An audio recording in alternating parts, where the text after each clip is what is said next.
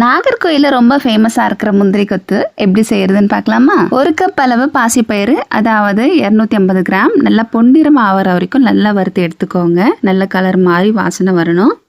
அது கூடவே 5 ஏலக்காய், ஒரு துண்டு சுக்கு சேர்த்து நல்லா மிக்சியில் அரைச்சி எடுத்துக்கலாம். இப்போ ஒரு வானலில் 1 ஸ்பூன் நெய், 1/2 கப் அளவுக்கு துருவின தேங்காய் சேர்த்துட்டு நல்லா பொன்னிறமாக வறுத்து எடுத்துக்கோங்க. இருக்கட்டும்.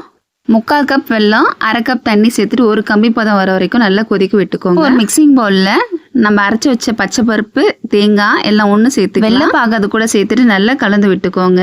எல்லாம் ஒன்று சேர்த்து நல்லா மிக்ஸ் ஆகணும். அந்த கை கூடவே சின்ன சின்னதாக உருண்டை பிடிச்சி வச்சுக்கலாம். இது போல் இருக்கணும். இதை அப்படியே நம்ம 1/2 hour ரெஸ்ட்டு விட்டுக்கலாம். அதுக்கப்புறம் 3/4 கப் அளவுக்கு அரிசி மாவு, 3 ஸ்பூன் மைதா மாவு சேர்த்துக்கோங்க. கொஞ்சமாக மஞ்சத்தூள், உப்பு சேர்த்துட்டு லைட்டாக தண்ணி விட்டு கலந்து எடுத்துக்கலாம். இந்த பதத்தில் இருக்கணும். இப்போ நம்ம உருண்டை பிடிச்சதை நம்ம மாவில் டிப் பண்ணி ஒரு 2 இல்லை 3 சேர்த்து போட்டுக்கோங்க. ரொம்ப நேரம் வைக்காமல் 1 நிமிஷம் போல் வச்சா நம்ம முந்திரி கொத்து சூப்பராக ரெடி ஆகிடுவாங்க.